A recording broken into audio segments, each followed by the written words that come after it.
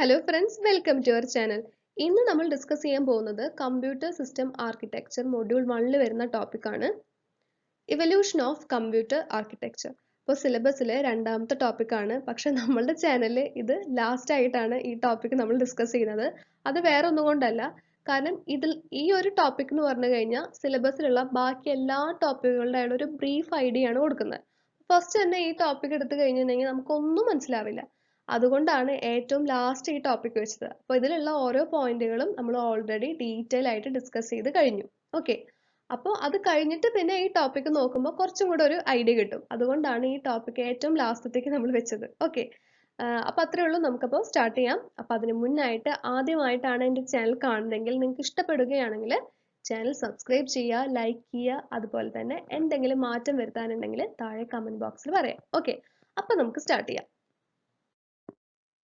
Okay, the study of computer architecture involves both hardware organization and programming software requirements. അല്ലേ, ഒരു computer architecture എന്ന് പറയുമ്പോൾ അതിൽ hardware ഉണ്ടായിരിക്കും, അതുപോലെ എന്താ സോഫ്റ്റ്വെയർ ഉണ്ടായിരിക്കും അല്ലേ. പിന്നെന്താ പറയുന്നത്, അതായത് as seen by an assembly language programmer, ഒരു ലാംഗ്വേജ് പ്രോഗ്രാമറിന്റെ വ്യൂവിൽ നിന്ന് നോക്കുകയാണെങ്കിൽ കമ്പ്യൂട്ടർ ആർക്കിടെക്ചർ എന്ന് പറയുന്നത് എന്താ, computer architecture is abstracted by its instruction set. Instructions ഉണ്ട്, then which include opcode. Opcode എന്ന് പറഞ്ഞാൽ എന്താ, ഓപ്പറേഷൻ കോഡ്. പിന്നെന്താ, അഡ്രസ്സിംഗ് മോഡ്സ് ഉണ്ട് അല്ലേ, രജിസ്റ്റേഴ്സ് ഉണ്ട്, അതുപോലെ തന്നെ വിർച്വൽ മെമ്മറി എക്സെട്ര. ഇതാണ് ഒരു അസംബ്ലി ലാംഗ്വേജ് പ്രോഗ്രാമറിന്റെ വ്യൂവിൽ നിന്ന് ഒരു കമ്പ്യൂട്ടർ ആർക്കിടെക്ചർ നോക്കുമ്പോൾ. അതുപോലെ from the hardware implementation point of view നോക്കുകയാണെങ്കിലോ, the abstract machine is organised with CPU, cache, buses അല്ലേ, അതായത് അഡ്രസ് ബസ്, ഡാറ്റ ബസ് അല്ലേ. പിന്നെന്താ, മൈക്രോ കോഡ്, പൈപ്പ് ലൈൻസ്, അതായത് പാരലൽ ആയിട്ട് പ്രോഗ്രാം എക്സിക്യൂഷൻ ഒക്കെ. പിന്നെന്താ, ഫിസിക്കൽ മെമ്മറി, എല്ലാതും സ്റ്റോർ ചെയ്യുന്നത് എവിടെയാണ്, മെമ്മറിയിലാണല്ലോ, എക്സെട്ര. ഓക്കെ, അപ്പോൾ the study of architecture covers both instruction set architecture and machine implementation organizations. Okay. Okay. Over the past decades, computer architecture has gone through evolutionary rather than revolutionary changes. Okay. അപ്പോൾ ഇനി നമുക്ക് evolution of computer architecture നോക്കാം. Okay. അപ്പോൾ ഇവിടെ tree representation ആണ്. Tree showing architectural evolution from sequential scalar computers to vector processors and parallel computers. അപ്പോൾ first start ചെയ്തത് എങ്ങനെയാണ്, അതായത് സീക്വൻഷ്യൽ എക്സിക്യൂഷൻ ആയിരുന്നു അല്ലേ, സീക്വൻഷ്യൽ സ്കാലർ കമ്പ്യൂട്ടേഴ്സ് ആയിരുന്നു. പിന്നെ അതിൽ നിന്ന് പിന്നെ വെക്റ്റർ പ്രോസസ്സേഴ്സിലേക്ക്, പിന്നെ പാരലൽ കമ്പ്യൂട്ടേഴ്സിലേക്കാണ് പിന്നെ പോയിക്കൊണ്ടിരുന്നത് അല്ലേ. അപ്പോൾ ഇതാണ് അതിൻ്റെ എവല്യൂഷൻ എന്ന് പറഞ്ഞാൽ. അപ്പോൾ നമുക്ക് ഓരോന്നും എന്തൊക്കെയാണെന്ന് നമുക്ക് ഡീറ്റെയിൽ ആയിട്ട് തന്നെ നോക്കാം. ഫസ്റ്റ് നമ്മൾ പറയുമ്പോൾ ഫസ്റ്റ് സ്റ്റാർട്ട് ചെയ്യുന്നത് എന്താണ്, സ്കാലർ കമ്പ്യൂട്ടേഴ്സ്. അതായത് എന്താ, സീക്വൻഷ്യൽ ആയിരിക്കും അല്ലേ എക്സിക്യൂഷൻ എന്ന് പറയുന്നത്. അപ്പം അതിന് തന്നെ എന്താണ് സീക്വൻഷ്യൽ, പിന്നെ എന്താ look ahead, then IE overlap. IE എന്ന് പറഞ്ഞാൽ എന്താ, instruction fetch and execute. Then functional parallelism ഉണ്ട്. ദെൻ അതിനെ ഡിവൈഡ് ചെയ്ത് തന്നെ എന്താ മൾട്ടിപ്പിൾ ഫങ്ഷൻ യൂണിറ്റ്. പിന്നെന്താ പൈപ്പ് ലൈൻ. ദെൻ പൈപ്പ് ലൈനിനെ ഡിവൈഡ് ചെയ്തു implicit vector, explicit vector. Then explicit വെക്ടറിൽ തന്നെ രണ്ട് ബ്രാഞ്ച് ഉണ്ട് അല്ലേ, memory to memory, register to register. അതിൽ രജിസ്റ്റർ ടു രജിസ്റ്റർ ആണെങ്കിൽ സിംഗിൾ ഇൻസ്ട്രക്ഷൻ മൾട്ടിപ്പിൾ ഡാറ്റ അല്ലേ, SIMD. Then MIMD, multiple instruction stream and multiple data stream ആണ്. Then single instruction stream and multiple data സ്ട്രീമിൽ നിന്ന് എന്താ associative processor, then processor array. Then MIMDയിൽ നിന്ന് പിന്നെ multi computer, then multi processor. Okay, പിന്നെ നമുക്ക് ഡീറ്റെയിൽ ആയിട്ട് തന്നെ നോക്കാം. ഓക്കെ, അപ്പോൾ ഏറ്റവും ഫസ്റ്റ് എന്താ സ്കേലർ കമ്പ്യൂട്ടേഴ്സ് ആണ് അല്ലേ. അപ്പോൾ സ്കേലർ കമ്പ്യൂട്ടർ എന്ന് പറയുമ്പോൾ അവിടെ വോൺ ന്യൂമൻ ആർക്കിടെക്ചർ ആണ്. അപ്പോൾ വോൺ ന്യൂമൻ ആർക്കിടെക്ചർ എന്ന് പറഞ്ഞാൽ എന്താ, അതായത് ഒരു സിംഗിൾ കോമൺ ബസ് ആണ് for both instruction and data.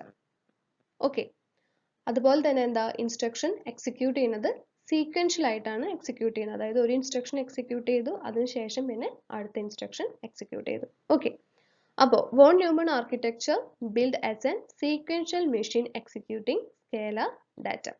അപ്പോൾ സ്കേലാർ ഡാറ്റ എന്ന് പറയുന്നത് ബേസിക് ഡാറ്റ സ്ട്രക്ചർ ആണ് അല്ലേ, ബേസിക് ഡാറ്റ ടൈപ്പ് ആണ്.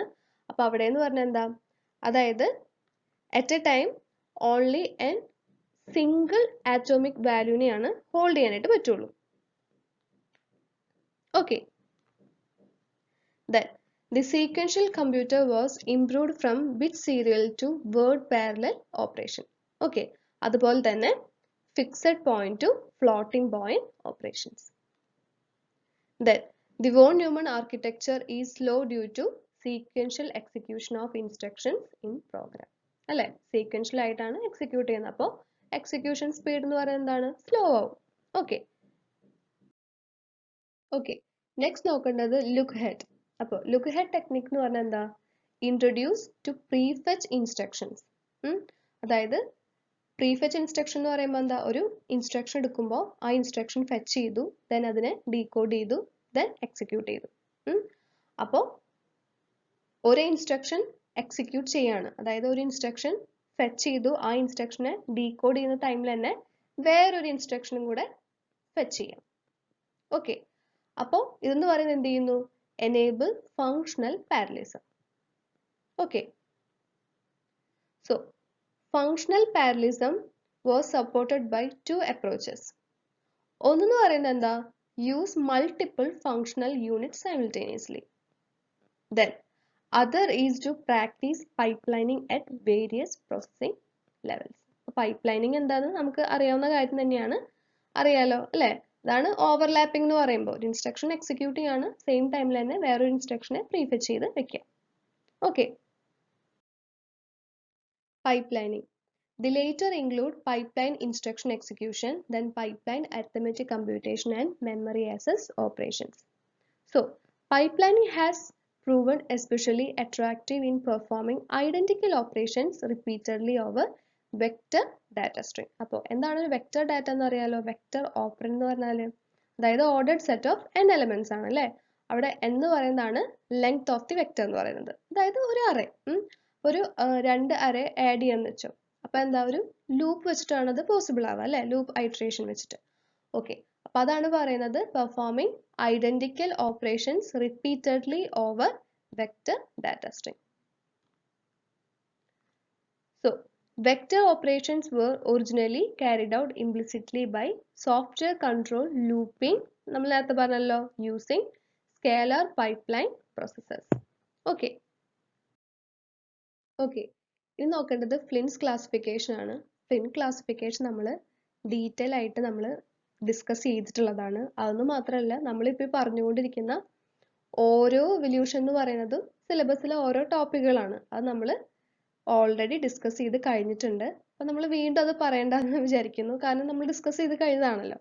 അപ്പോൾ മെയിനായിട്ട് പറയുകയാണെങ്കിൽ എന്താ, അതായത് ഒരു പ്രോഗ്രാം എക്സിക്യൂഷൻ എന്ന് പറഞ്ഞു കഴിഞ്ഞാൽ എന്താണ്, അതായത് പ്രോഗ്രാം എന്ന് പറഞ്ഞാൽ സെറ്റ് ഓഫ് ഇൻസ്ട്രക്ഷൻ ആണല്ലേ. അപ്പോൾ അതെന്ന് പറഞ്ഞാൽ മെമ്മറിയിലാണ് ഉണ്ടാവുക. അപ്പോൾ മെമ്മറിയിൽ നിന്ന് അതിനെ എടുത്തിട്ട് അതിനെ എന്ത് ചെയ്യുന്നു, അതായത് ഫസ്റ്റ് സ്റ്റെപ്പ് എന്താ, ഇൻസ്ട്രക്ഷൻ ഫെച്ച് ചെയ്യുക അല്ലേ. അപ്പോൾ ഇൻസ്ട്രക്ഷനെ ഫെച്ച് ചെയ്യുന്നത് ആരാണ്, കൺട്രോൾ യൂണിറ്റ് ആണ് ഇൻസ്ട്രക്ഷൻ ഫെച്ച് ചെയ്യുന്നത്. ദെൻ ഇൻസ്ട്രക്ഷനെ ഫെച്ച് ചെയ്തു, നെക്സ്റ്റ് എന്താ, ഇൻസ്ട്രക്ഷൻ ഡീകോഡ് ചെയ്തു, ഇൻസ്ട്രക്ഷൻ ഡീകോഡ് ചെയ്തു, പിന്നെ ആർക്ക് കൊടുത്തു, പ്രൊസസറിലേക്ക് കൊടുത്തു. ദെൻ പ്രൊസസർ എന്ത് ചെയ്യും, ആ ഇൻസ്ട്രക്ഷനെ പ്രോസസ് ചെയ്യും. അപ്പോൾ പ്രോസസ് ചെയ്യാന്ന് പറയുമ്പോൾ എന്ത് വേണം, ഡാറ്റ വേണം അല്ലേ. ഡാറ്റ എന്ന് പറയുന്നത് മെമ്മറിയിൽ നിന്ന് അല്ലെങ്കിൽ IO ഡിവൈസിൽ എടുക്കാം. ദെൻ ആ ഡാറ്റ എന്ന് പറയുന്നത് പ്രോസസ് ചെയ്യുന്നത് ALU യൂണിറ്റ് ആണ് ഓപ്പറേഷൻ പെർഫോം ചെയ്യുക അല്ലേ, അരിത്തമെറ്റിക് ആൻഡ് ലോജിക് യൂണിറ്റ് വെച്ചിട്ട്. ദെൻ എന്ത് ചെയ്യുന്നു, പ്രോസസ് ചെയ്യുന്നു. ദെൻ ഫൈനൽ റിസൾട്ട് എന്ന് പറയുന്നത് തിരിച്ചെന്താ, മെമ്മറിയിലോട്ട് തന്നെ സ്റ്റോർ ചെയ്ത് വെക്കുന്നു. അപ്പോൾ അവിടെ മെയിൻ ആയിട്ട് രണ്ട് കാര്യങ്ങളാണ് പറയുന്നത്. ഒന്ന് പറഞ്ഞാൽ എന്താ, കൺട്രോൾ യൂണിറ്റ് അല്ലേ, control unit and the data processing unit. അപ്പോൾ അതാണ് പറയുന്നത്. അപ്പോൾ 4 കാറ്റഗറീസ് ഉണ്ട്. ഫസ്റ്റ് എന്താ, single instruction stream, single data stream, അതായത് ഒരു single instruction single data stream ഉപയോഗിച്ചിട്ട് അതിനെ പ്രോസസ് ചെയ്യുന്നു. Then single instruction stream, multiple data stream, multiple data വെച്ചിട്ട് അതിനെ പ്രോസസ് ചെയ്യുന്നു. Then multiple instruction stream, single data stream, multiple ഇൻസ്ട്രക്ഷനെ സിംഗിൾ ഡാറ്റ വെച്ചിട്ട് പ്രോസസ് ചെയ്യുന്നു. Then multiple instruction stream, multiple data stream, multiple instructions എന്ന് പറയുന്നത് multiple data വെച്ചിട്ട് അതിനെ പ്രോസസ് ചെയ്യുന്നു. ഓക്കെ, അപ്പോൾ നമ്മളിത് ഓരോന്നും ഡീറ്റെയിൽ ആയിട്ട് നമ്മൾ നോക്കിയിട്ടുള്ളതാണ്. അപ്പോൾ നിങ്ങൾ നോക്കി നോക്കൂ കേട്ടോ. നമ്മുടെ ചാനലിൽ തന്നെ എല്ലാം കംപ്ലീറ്റ് ആയിട്ടുണ്ട്. Okay. Then parallel or vector computers. So intrinsic parallel computers are those that execute program in multi-instruction multiple data mode. Then there are two major classes of parallel computers, namely shared memory multiprocessors and message passing multi-computers. അതായത് shared memory multiprocessors ഉം message passing multi-computers എന്ന് പറഞ്ഞാൽ എന്താ? അതായത് distributed memory ആണ് അല്ലേ? shared memory ലാവുമ്പോൾ processors എന്ന് പറയുന്നത് അതായത് മൾട്ടി പ്രോസസ് ഒന്നിലധികം പ്രോസസ്സേഴ്സ് ഉണ്ട്. അതെന്ന് പറയുന്നത് മെമ്മറിനെ ഷെയർ ചെയ്യുന്നു. Then message passing multi computers എന്ന് പറയുമ്പോൾ അവിടെ ഡിസ്ട്രിബ്യൂട്ടഡ് മെമ്മറി ആണ്, ഷെയർഡ് മെമ്മറി അല്ല. അതായത് ഓരോ പ്രോസസ്സേഴ്സിനും അതിൻ്റെതായ ഇൻഡിവിജ്വൽ മെമ്മറി ഉണ്ടായിരിക്കും. അപ്പോൾ ഓരോന്നും കമ്മ്യൂണിക്കേറ്റ് ചെയ്യുന്നത്, അതായത് പ്രോസസ്സേഴ്സ് കമ്മ്യൂണിക്കേറ്റ് ചെയ്യുന്നത് മെസ്സേജ് പാസിംഗ് നെറ്റ്വർക്ക് വഴിയാണ് കമ്മ്യൂണിക്കേറ്റ് ചെയ്യുന്നത്. ഓക്കെ. അപ്പോൾ നമ്മളത് SIMD ആർക്കിടെക്ചറിലാണ് നമ്മൾ ഡീറ്റെയിൽ ആയിട്ട് വരുന്നത്. അതും നമ്മൾ ഓൾറെഡി ഡിസ്കസ് ചെയ്തിട്ടുള്ളതാണ്. അപ്പോൾ നിങ്ങൾ ആ ക്ലാസ്സുകൾ കണ്ടു നോക്കുക. Okay. Then the major distinction between multi process and multi computers lies in memory sharing, നേരത്തെ പറഞ്ഞല്ലോ, and the mechanism used for inter process communication. Okay. Then explicit vector instructions were introduced with the appearance of vector processors. ഒരു vector processor എന്ന് പറഞ്ഞാൽ എന്താ? അതായത് processor whose instructions operate on vector data.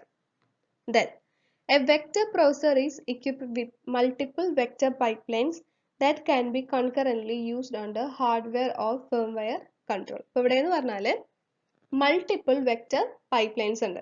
അതായത് ഒരു vector processor അല്ലെങ്കിൽ vector hardware എന്ന് പറയുമ്പോൾ അതിൽ ഫങ്ഷണൽ യൂണിറ്റ്സ് ഉണ്ട്. അപ്പോൾ ആ ഫങ്ഷണൽ യൂണിറ്റ്സിനെ പാരലലി സെഗ്മെന്റ് ചെയ്തിരിക്കുകയാണ്. അപ്പോൾ ഓരോ ഫങ്ഷണൽ യൂണിറ്റിലും എന്ത് സംഭവിക്കുന്നുണ്ട്? പൈപ്പ് ലൈനിങ് സംഭവിക്കുന്നുണ്ട്. അതാണ് മൾട്ടിപ്പിൾ വെക്റ്റർ പൈപ്പ് ലൈൻസ് എന്ന് പറഞ്ഞാൽ. അപ്പോൾ ഇവിടെ എന്ന് പറഞ്ഞാൽ instruction execution single instruction multiple data stream ആണ്. അതായത് സിംഗിൾ ഇൻസ്ട്രക്ഷൻ മൾട്ടിപ്പിൾ ഡാറ്റ ഉപയോഗിച്ചിട്ടാണ് പ്രോസസ് ചെയ്യുന്നത്. അപ്പോൾ അതിന്റെ കറക്റ്റ് ആർക്കിടെക്ചർ ഉണ്ട്.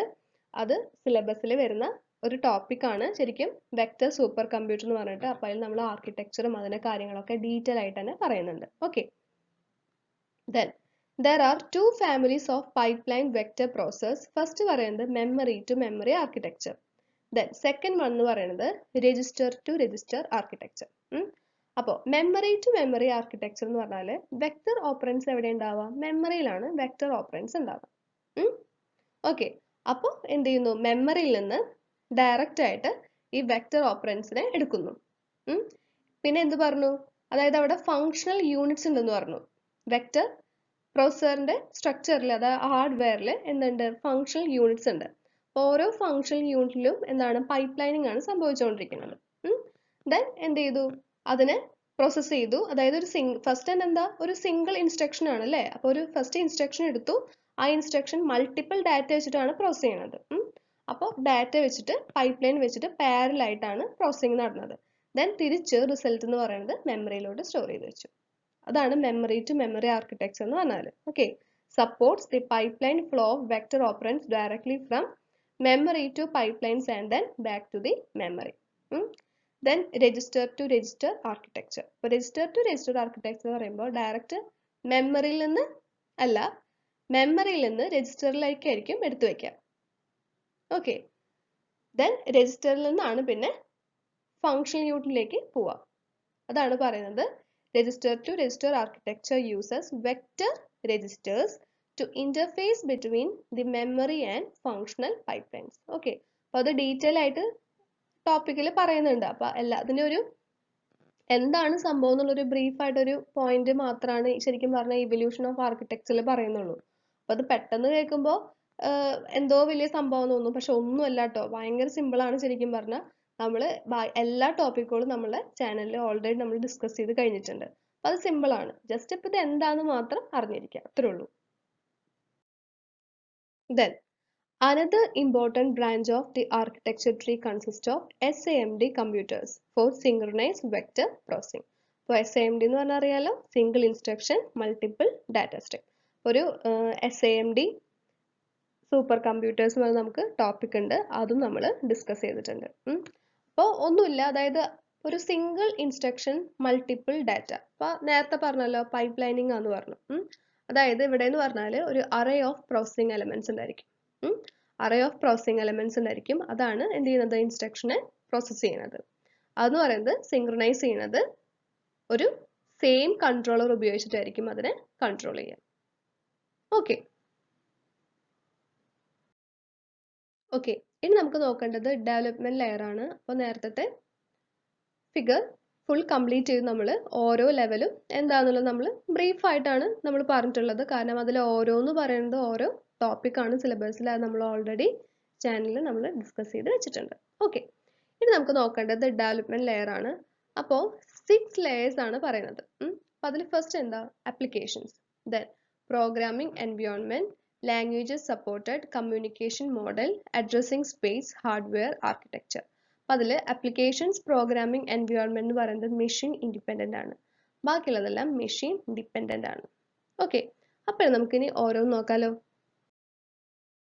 ഓക്കെ അപ്പോൾ നമ്മൾ പറഞ്ഞു ഫസ്റ്റ് 2 ലെയേഴ്സ് എന്ന് പറയുന്നത്, അതായത് ആപ്ലിക്കേഷൻ പ്രോഗ്രാംസ് അതുപോലെ പ്രോഗ്രാമിംഗ് എൻവയോൺമെന്റ്സ് എന്ന് പറയുന്നത് എന്താണ്, മെഷീൻ ഇൻഡിപെൻഡന്റ് ആണെന്ന് പറഞ്ഞു. അതായത് എന്താ, അതായത് ആപ്ലിക്കേഷൻസ് അല്ലേ, ആപ്ലിക്കേഷൻസിന് മൾട്ടിപ്പിൾ കമ്പ്യൂട്ടർ ആർക്കിടെക്ചർ റൺ ചെയ്യാൻ പറ്റും.